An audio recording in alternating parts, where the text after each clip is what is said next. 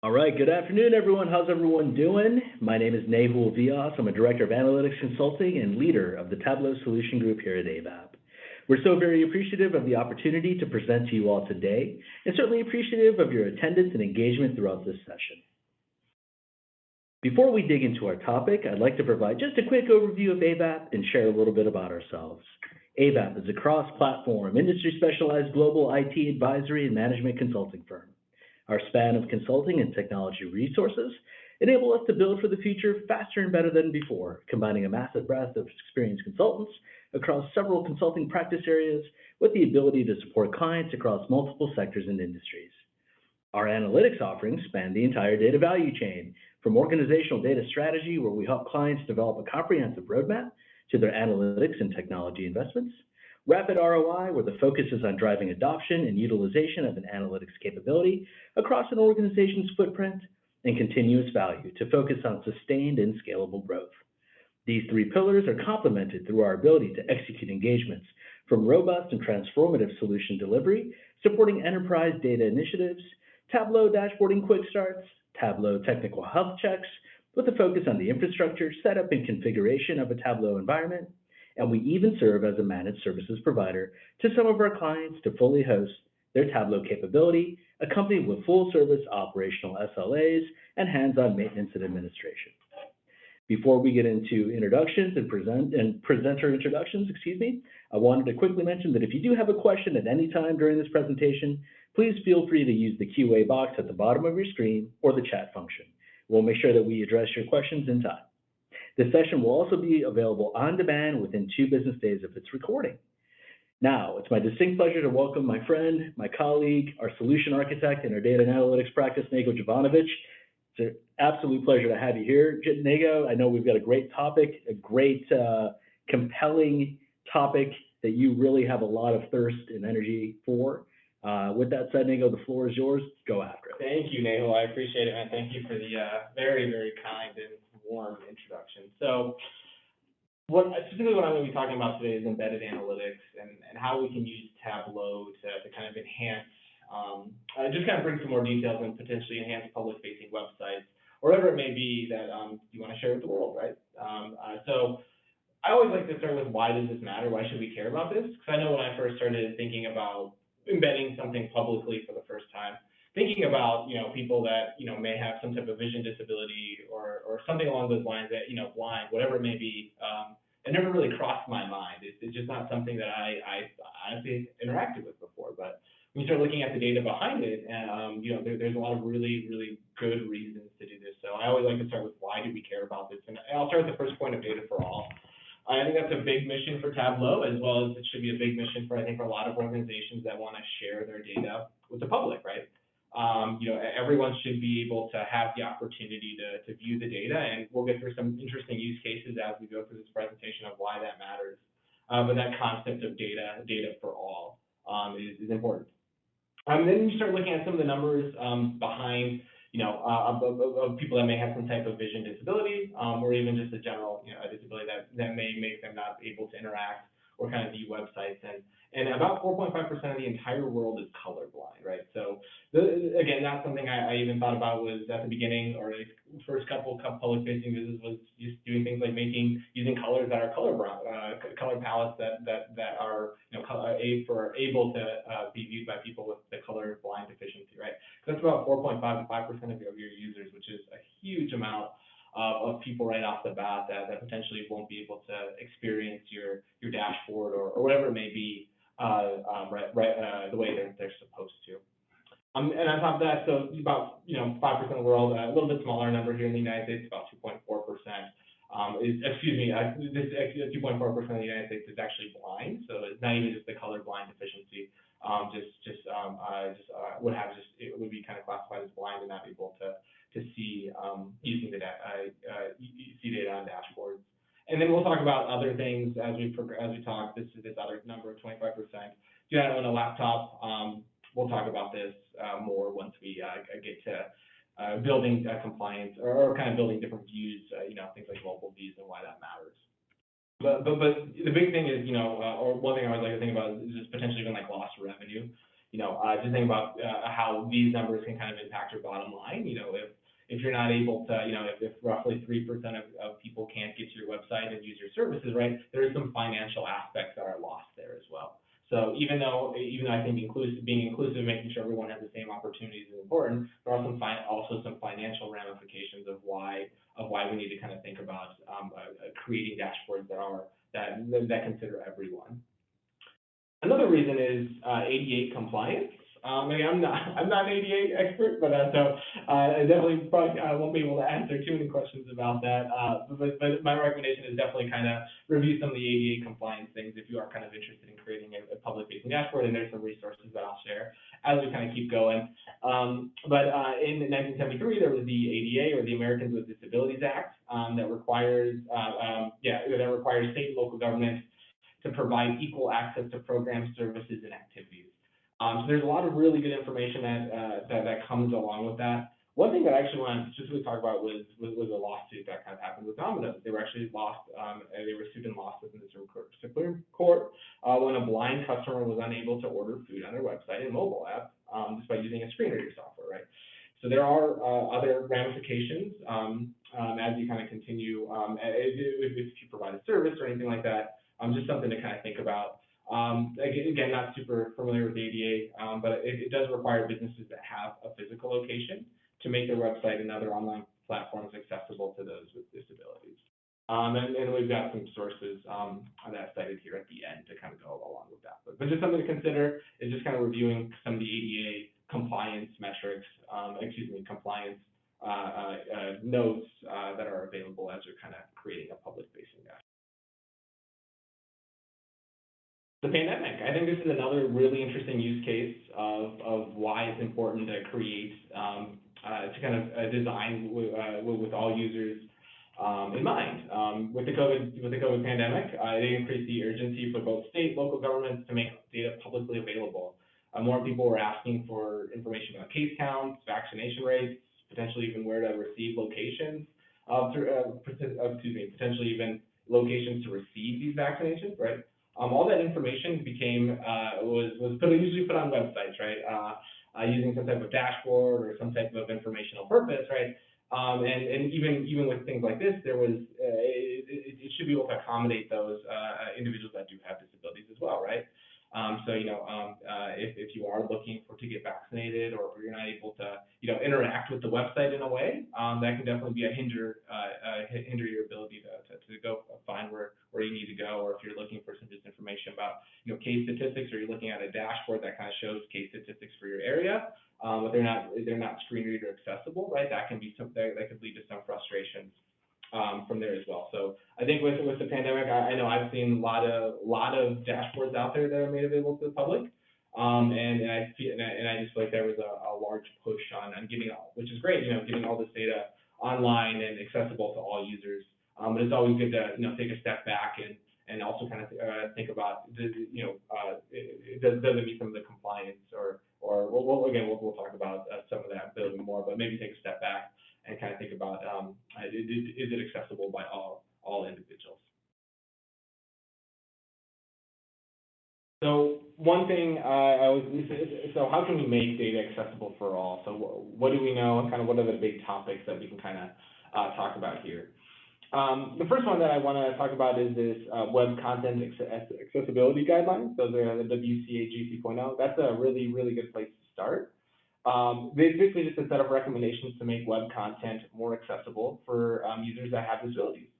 I always kind of look at this as kind of a guideline. They make a really, really great checklist for you to go down and just kind of check out to make sure that you are doing everything that's possible to make your dashboard as accessible as possible. And I think there's software out there that will actually test your site against these guidelines and kind of give you a recommendation out there too. So definitely recommend checking out some of that information there. The WCAG 2.0, definitely some really good recommendations there to make things more accessible. And I'll be referencing some of the recommendations as we kind of continue on here. Another thing is screen readers. Screen readers they're basically used to render images, text and image as either speech or braille. So people that do have a vision deficit and aren't able to see dashboard, this would be how they would kind of interact with it. So definitely recommend anyone to just use a screen reader, or at least just test your dashboard using a screen reader before it goes public, just to kind of see what that looks like. Screen readers are definitely essential for people that are blind, and it's very helpful for other individuals that are visually impaired. So some really good. So definitely makes sense to test that information as you make data publicly available. And you know, another kind of important concept is just making sure we're making design choices that kind of that also help facilitate this data for all aspects of publicly facing dashboards. So things like color choices, and you know, we've talked a few times about colorblind individuals. Maybe that's the color palette you choose for anything public facing. Maybe, you know, if you've got an internal website, you use your color palette for your organization, but anything outside, maybe you try to change up some of those colors to make them a bit easier for colorblind individuals to see. Another thing that I never even considered was the tab order. So on most websites, you can actually tab through most objects. Right, that tab order is important, right? Because ideally it should start from top to bottom, or similar how we read from left to right, top down, right? The tab order should also interact with that. So there are some users that will be able to navigate through websites just using the tab on their keyboard, right? So and this is also something that you can change in Tableau. It's you are able to change the tab order for dashboards as users can tab through it, right? So just something else to kind of consider is what does that tab order look like for our dashboards that we've made publicly available, even just your website in general, right? Not just the Tableau visual itself, but everything. And then also descriptive tooltips, right? So if you're using tooltips, I think we all use tooltips to add some additional information to help guide the users. And I think that's equal. I think you know, I think we can also use tooltips to also kind of help with this accessibility if they're descriptive, if they're providing additional details to kind of help guide users, right? I think all those can make dashboards a bit easier for users to interact with. So definitely a lot of good things to kind of consider if you do want to make a dashboard publicly available. So how do we actually interact with dashboards? So, and I'm sure, again, these numbers are all from 2019, so I'm sure once we get 2021 or 2022 data, it's probably going to be even higher. But roughly 52% of all internet traffic was from mobile devices.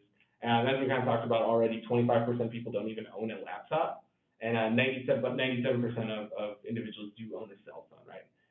You know, personally, I use my cell phone for almost everything, right? If I'm scrolling through the web, or if I'm ordering something or interacting with a product or service, I'm personally definitely using my phone.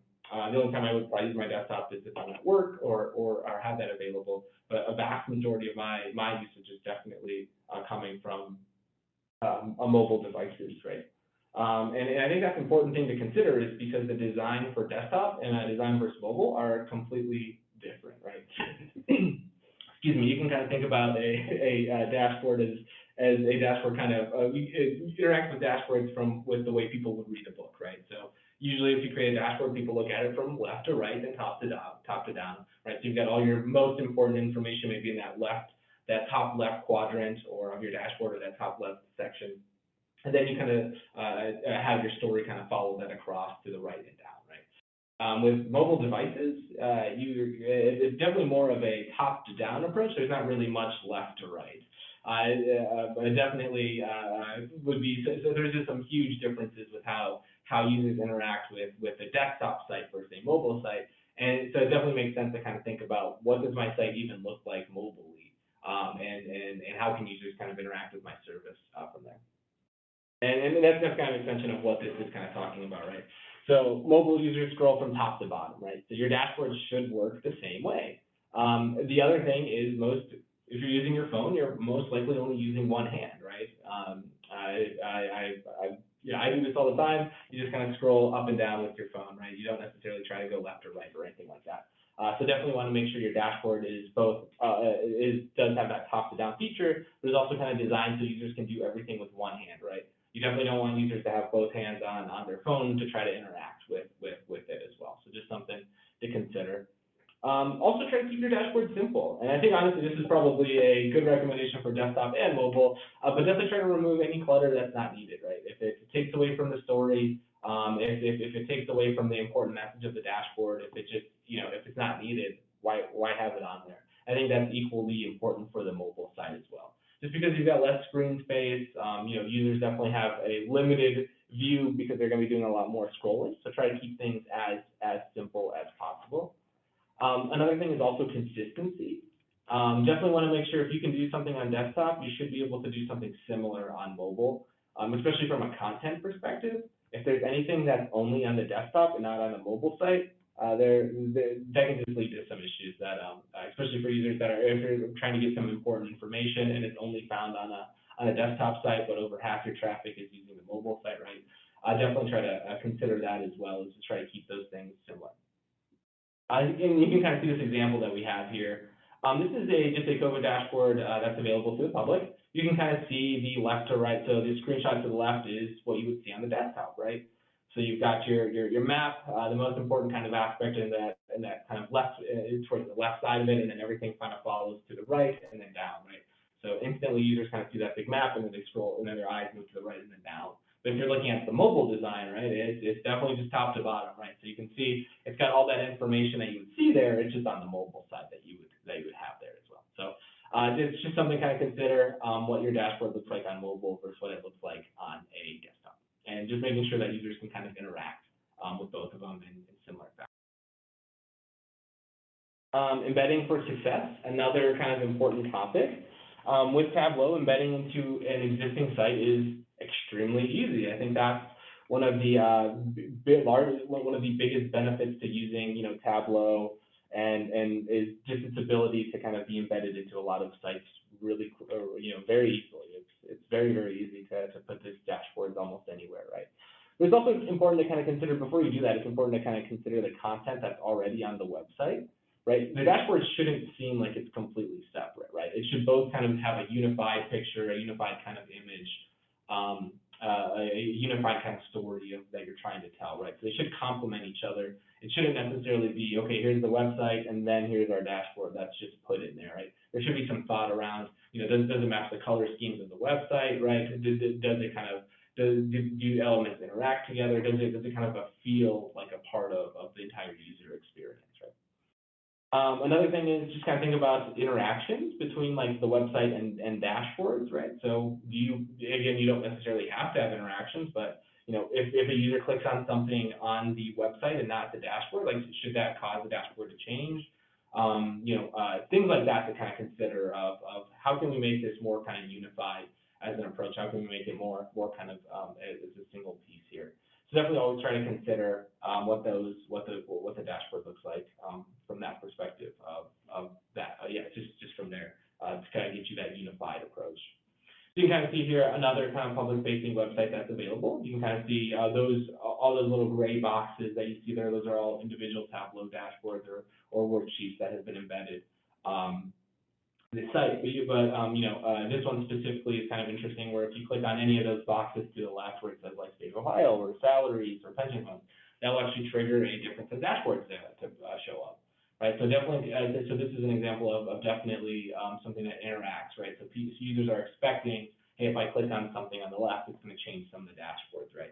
And as they kind of interact with it for their first time, as they kind of continue to do that, right, it becomes a little bit easier. It becomes just a little, the functionality becomes a little more smoother as they go through it. But definitely, you can kind of see the search box. All those things will interact with the dashboard through different APIs or whatever it may be, which is how this kind of. Definitely try to consider that aspect of a dashboard as well, because I think most people at least can, I think, take the embed code and just put it in a web page. But I definitely want to be thoughtful of your design choices before you do that. And that's it. So those are the major kind of takeaways that I wanted to chat about of going in there from a design side of just kind of wrapping it up. Always kind of think about those design choices that you had when it comes to color palettes, things like tab order, how are users interacting with it. I think that's a huge component. That's the first thing. The second thing is think about the mobile design, right? What does our dashboard look like from a mobile perspective? Does it function similar to the desktop? Are we scrolling through it from top to bottom? Are we interacting with it in one hand? Does that kind of functionality seem fluid for users that are using it from the mobile side? And then finally, as we kind of talked about on the last side, if we're going to embed it, right, let's make sure it's embedded kind of as a single unified message, right? right? Let's make sure it kind of follows, it kind of follows along with the website and it's kind of embedded within there. Then there's thoughtful embedding choices that have been made. But anyway, so let's connect. Like I said, I'm on LinkedIn. Feel free to shoot me an email. Feel free to connect with me on LinkedIn. We'd love to, just chat about ways to make your current dashboard embeddable. If you have any questions about how to do that, feel free to reach out, and I'd love to chat with you. So thanks everyone, and I don't know if there's any questions. Okay, Yeah, absolutely, Nago. First, that was great. I love your perspective from a design side because you're bringing years of experience to fruition here. So thank you for that. Just a couple of questions. Yeah.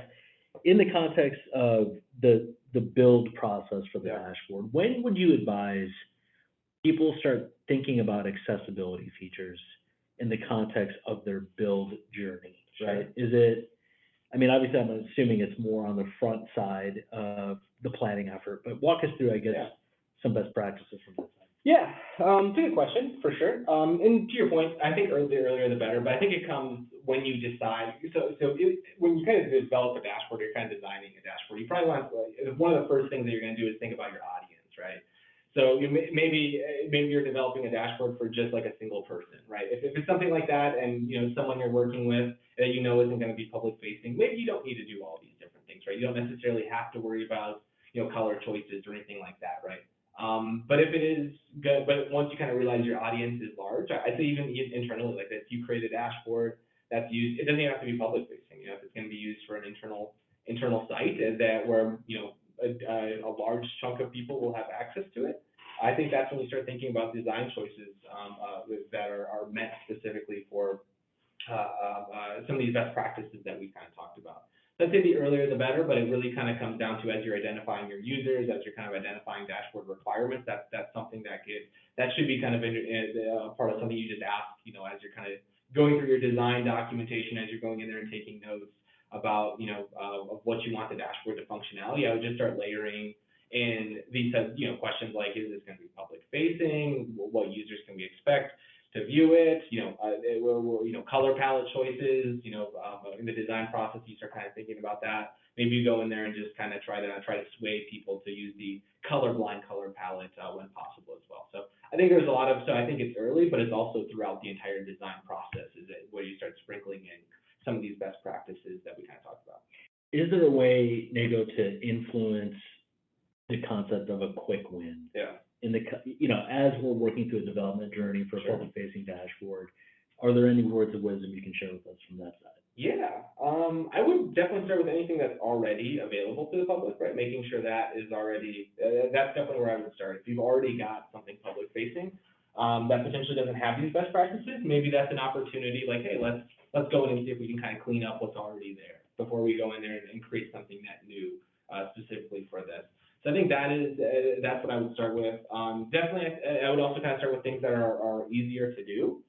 Maybe going in there and doing everything on the checklist for the web content that we kind of talked about that's available. Maybe going through that entire checklist can be overwhelming, right? So maybe you start with some of the more simpler things of maybe picking a colorblind color palette to start with. Potentially just trying to figure out, hey, how can I change the tab order in Tableau? What does that look like to get those things started? So maybe you kind of tackle it in phases as well. Hey, this is, you're going to go in there and do some of those easy things first, but maybe going in there and thinking about your dashboard from a screen reader perspective, right? That can go in there and take some work. So maybe that's a larger rock that you kind of work towards as well. So it really kind of depends on where you are, what's already out there, and kind of, how quickly you have the availability to make some of these changes. What about something like tooltips? Yeah. Obviously, with these public-facing dashboards, we want to make them as intuitively understood as possible. Sure. Part of that is providing a little bit more commentary with tooltips. Are there any, from an accessibility perspective, best practices, have you seen in your experience a good, effective way to incorporate tooltips on top of, again, the ADA compliance design considerations that you've just kind of outlined for us? Yeah, and definitely the more descriptive the better, I would say, without being overwhelming, right? You don't want the tooltip to be a paragraph, but if you can go in there and add some additional details in the tooltips for users, I think that definitely helps guide them. Especially, you don't want anyone to get lost specifically kind of in your dashboard, so potentially having tooltips in there to provide some information of what they're looking at, I think is important as well. The one thing, even with tooltips though, I don't think you're able to tab through them. So there's some information that is lost in there that you're not able to get to. So something to consider is definitely use tooltips to add additional commentary to help kind of guide the story. Would be kind of my recommendation. But obviously you don't want to be super overwhelming. You don't want the tooltip to read like a paragraph, just because you want users to kind of focus on the dashboard. But I think having some additional information to kind of craft that story, while also providing information from for users that may not be able to interact with the dashboard of how to do things in the tooltip, I think is important. Are there any particular visualizations when we talk about, not necessarily the iframe of the Yeah. web page itself, Sure. that the dashboard would be embedded on, but within the dashboard itself? Are there any just quick do's and don'ts areas of guidance you can offer on effective visualizations that maybe are more aligned from an ADA compliance perspective? And I'm talking more so the scale of a visual, the color palette specifically within, representation of data, Sure. and even the font selection. Yeah, I think all that is important for sure. I don't think there's any I don't want to say like Times New Roman is better than Arial or anything or that. And maybe there is some research to support which font is actually the best. I would say definitely from a design perspective, I wouldn't go any lower than like maybe font 12 of a size perspective, just because just things are going to render smaller on a phone, right? You don't want anyone to have to squint to view it, especially for users that have a vision deficiency, right? It's going to be even harder for them to see these things. So definitely you want to make sure that things are at least that the fonts are clear. You definitely don't want to do like any of the like Windings or any of those types of those weird fonts that maybe are available that look very cool. Maybe some of those cursive fonts that are difficult to read. So I'd say anything that has a good typeface that's easy to read, clear. I think most major fonts like Times New Roman, Arial, all those are great choices. And obviously, if your organization has a brand guideline, I would obviously start with that when it comes to those types of things. But definitely, as long as it's relatively clear to use and you're using a large font, it definitely helps from that side. Color palettes, we've definitely talked a lot about the colorblind ones, and that is one of the default Tableau ones, right? So I think just starting with there and trying to use those colors throughout your dashboard is a great place to start, and maybe even just making sure that those same color palettes apply to all the embedded content as well, right? So making sure it kind of isn't just on the dashboard perspective, but everything else kind of ancillary from the visual there too as well. I think that makes a ton of sense to do. So at the top of my head, those are probably the quick things I can think about when it comes to the actual iframe and like font selection and those types of things as well. Diego Jovanovic, you're a wealth of experience and knowledge. I can't thank you enough for sharing some of that here today. Just really appreciate the mindfulness when it comes to making our analytics, embedded analytics, accessible for every stakeholder. Yeah, and incredibly important. Yeah, this is super interesting stuff that definitely not easy to do, but I think as long organizations kind of chunk it out and start kind of thinking about everyone in all use cases, I think it's definitely possible. So thank you So much for your time, Diego. You're welcome. Have a great one.